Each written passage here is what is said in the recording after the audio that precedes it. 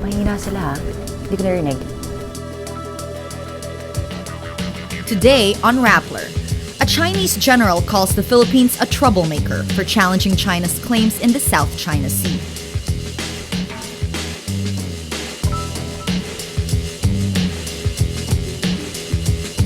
The Philippine government embarks on an ambitious plan to lift 10 million people out of poverty.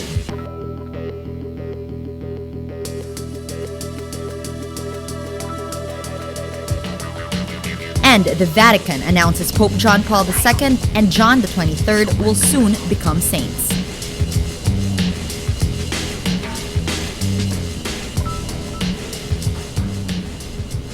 Hello, I'm Natasha Gutierrez sitting in for Maria Ressa. Welcome to Rappler, your social news network. A Chinese general calls the Philippines a troublemaker for its moves to challenge China's claims in the South China Sea. In an interview with reporters in Beijing Thursday, Major General Luo Yan says the role of the Philippines in the South China Sea is actually, in my view, a troublemaker. He also hits the United States for being biased and adding fuel to the fire by cooperating with Manila in the maritime dispute. In response, the Philippine Foreign Affairs Department says we refuse to dignify the statements by the Chinese general. The statements come after Philippine Foreign Secretary Albert Del Rosario invited Chinese Foreign Minister Wang Yi to visit Manila, following, quote, testy exchanges between the two at the Association of Southeast Asian Nations Forum in Brunei. Del Rosario says he will not deny reports he broke, quote, diplomatic niceties to defend the Philippines. Del Rosario says he wants a constructive discussion on all issues. China also says it's open to discussing a peaceful resolution of South China Sea disputes. Two legislators urged the government to adopt a hands-off policy on drug mules abroad after the government fails to save a 35-year-old Filipina executed Wednesday for drug trafficking. Western Samar Representative Mel Senin Sarmiento and Iloilo Representative Jerry Treñas say pulling all stops to save those who committed serious crimes abroad sends the wrong message. Sarmiento says we must stop protecting those who are behind the scourge, even if they are Filipinos. They are an embarrassment to all of us, and they do not deserve our sympathy. The Philippines decides to extend the stay of Filipino troops in the United Nations peacekeeping force in conflict-stricken Golan Heights. Foreign Secretary Albert Del Rosario says President Benigno Aquino agreed to keep the 340 contingents until August 11, 8 days more than the initial commitment of until August 3. Del Rosario says the Philippines is also prepared to continue its participation in the peacekeeping force as long as the Filipinos' safety is ensured. Aquino earlier threatened to withdraw Philippine troops unless they receive anti-tank and anti-aircraft weapons and protection from chemical arms. Japan and Croatia withdrew their troops because of increasing violence from the Syrian civil war. In March, rebels kidnapped 21 Filipino peacekeepers.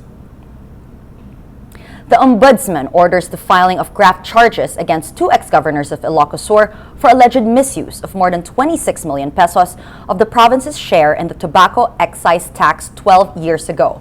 The Ombudsman says Chavit Singson and Deogracias Victor Savellano violated the Anti-Graft and Corrupt Practices Act. The chair of the Save Ilocos Sur Alliance Foundation, who filed the complaint with the Ombudsman, alleges a total of 26,060,500 pesos was released as financial assistance to Multi-Line Food Processing International, Inc. during the terms of the two governors. MFPII, a private entity, was not qualified to receive assistance from the Tobacco Fund. The Ombudsman says Singson and Savellano entered into several agreements with MFPII and released funds without inspecting the projects. A Newsbreak special report shows the provincial government under the two ex-governors either misused, misappropriated, or failed to account for at least 1.3 billion pesos of its tobacco fund from 1999 to 2005. The Philippine government aims to lift more than 10 million people out of poverty in less than 2 years. Socioeconomic Planning Secretary Arsenio Balisacan says the government wants to cut down the number of people living in poverty to 16.6% by the end of 2015. The government's goal comes after the country's stunning economic growth fails to make a dent on crushing poverty. In 2012, about 27.9% of the country was classified as living in poverty, compared to 28.6% in 2009 and 28.8% in 2006. That means more than 25 million currently live in poverty. Balasacan says the government plans to increase spending on infrastructure to create immediate jobs and make areas more attractive for investment. Fishermen are the poorest sector in the country with dwindling incomes due to polluted oceans. Buena Bernal talks to a fisherfolk family in Batangas. Maricel Gasela relies on the sea for her family's living. A single parent with 2 kids, she comes from a family of fishermen in Calatagan, Batangas. The family never earns enough, always living by the day. Yung kinikita ng tatay ko noon ay minsan sa loob ng isang araw na pagpalaot niya, kumikita siya ng 800 to 1,000 a day. Pero ngayon, yung kinikita ko ay salamat pa na makakita ko ng 250 pesos. At talagang hindi siya kakasya sa pang-araw-araw na pangangailangan namin. Data show the incomes of fishing vessels are on a steady decline since the 1950s. The volume of catch no longer compensates for the cost of fishing. Advocate Vin Sinches says the Philippine oceans are in crisis. 70% of the yung waste sa Manila Bay is mga plastics, no? Ang basura, pinapatay niya yung mga major na mga marine ecosystems dito sa Manila Bay. Water samples from Manila Bay in 2007 show human waste bacteria and heavy metal particles go beyond the environmental standard. Maricel is among 2 million Filipino fishermen whose incomes plummeted due to the deteriorating state of the Philippine seas. Government data says fishermen are the poorest among the 9 basic sectors. Against the odds, Maricel hopes the next day's catch will be better. She speaks of dreams and how she doesn't think they will ever come true. Siyempre, mabigyan ng magandang kinabukasan, mapapag-aral, mapapagtapos hanggang kolehiyo. Pero, paano ko maibibigay sa kanila yon kung ngayon pa lamang ay wala na akong mahuling isda? Buena Bernal, Rappler, Calatagan, Batangas. As protesters celebrate in Cairo over the ouster of Egyptian President Mohamed Morsi, Egyptian police round up members of Morsi's group, the Muslim Brotherhood. The Brotherhood, banned under former President Hosni Mubarak, catapulted to power after 2011 uprising. The New York Times calls the change of power a military coup wrapped in a popular revolt, a power struggle between the Muslim Brotherhood and the security apparatus built up by Mubarak. Supreme Constitutional Court Chief Justice Adli Mansour is sworn in as interim president. He says he looks forward to parliamentary and presidential elections that would express the true will of the people. It is still unclear what political structure will emerge from the power grab. Morsi's government crumbles Wednesday after a 48-hour ultimatum from the army in the face of massive protests against his leadership. Morsi's opponents say he failed the 2011 revolution by concentrating power in the hands of his brotherhood. Popes John Paul II and John XXIII will soon become saints. On Friday, the Vatican says Pope Francis approves the canonization of the two, but does not specify when the canonizations will happen. John Paul II was hugely popular through his 27-year papacy. At his funeral in 2005, crowds of mourners cried Santo Subito, which roughly translates to sainthood now. John XXIII, nicknamed the Good Pope, reigned from 1958 to 1963 and convened the historic Second Vatican Council.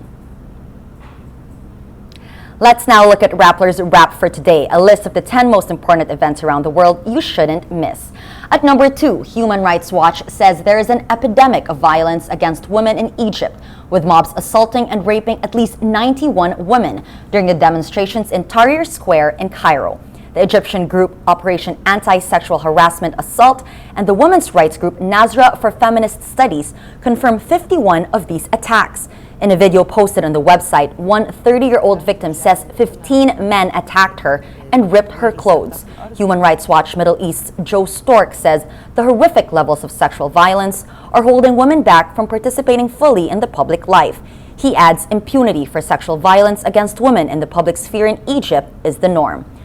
At number 9, Japanese researchers use human stem cell to create tiny rudimentary livers that can make human liver proteins. The liver buds, as they are called, didn't turn into complete livers, but experts say the method holds promise in a field that's seen many failed attempts. When a team of Japanese scientists transplanted the cells into mice, the little organs grew and metabolized drugs as human livers do. Scientists say the findings are still basic research and studies in humans are years away. And at number 10, a report from the Inspector General shows the U.S. State Department spent $630,000 to earn more likes on its Facebook pages in an effort to reach its target audience. The results, though, weren't so good, prompting a report from the Inspector General in May.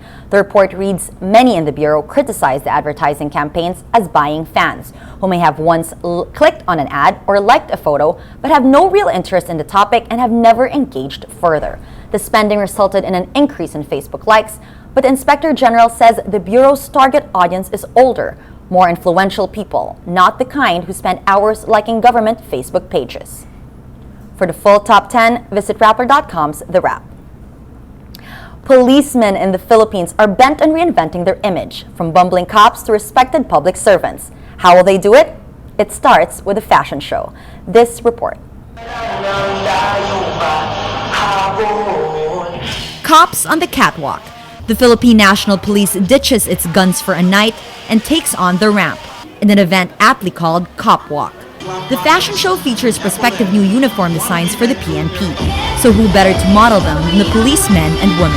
The PNP leadership initiated the Cop Walk so that we could offer police officers a more comfortable set of uniforms that will be of great help to them in whatever condition they may be.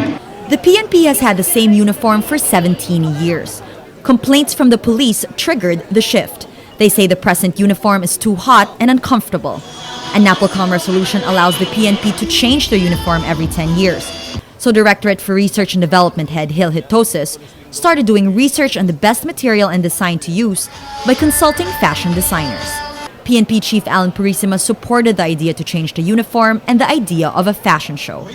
Ang ating mga tauhan sa field ay nagko-complain na rin na yung dati nating uniform, yung polyester, 100% polyester, masyadong mainit. Medyo pag pinawisan ka makate. Copwalk showcases 10 different designs. The event even asks audience members to text their design choice. Top fashion designers Rene Salud, Eddie Badeo, and former politician Tingting Cojuangco also helped choose the winner. In the end, designer Jackie Claire Ponte wins, but the Uniform and Equipment Standardized Board will approve the final design. The uniform is part of a sweeping overhaul of the police force under the Aquino administration. Along with modern equipment and new guns, policemen will now enjoy a comfortable new uniform and hopefully find renewed pride and dignity in protecting the public. Every story on Rappler has a mood meter, which gives you 8 emotions to choose from. Click on how you feel, and your vote comes down to the mood navigator in the middle of the front page, which crowdsources the mood of the day. It also gives you the top 10 stories with the most clicks. Let's check out today's mood navigator. Looking at the mood navigator, several different colors.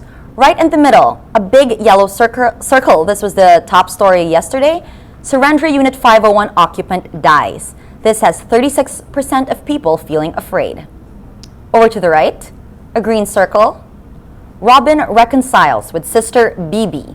This has 55% of people feeling happy and 29% of people feeling angry. And over to the left, another green circle. This one is about the labor chief's report on sex for flight now with Pinoy. This has a whopping 90% of readers feeling happy. All contributing to the mood of the day, today, most people are happy. That's Rappler's Newscast for today, Friday, July 5, 2013. Visit Rappler.com and watch our newscast Monday to Friday. Tell us how you feel on our mood meter and help us crowdsource the mood of the day. I'm Natasha Gutierrez. As we say at Rappler, tomorrow begins today.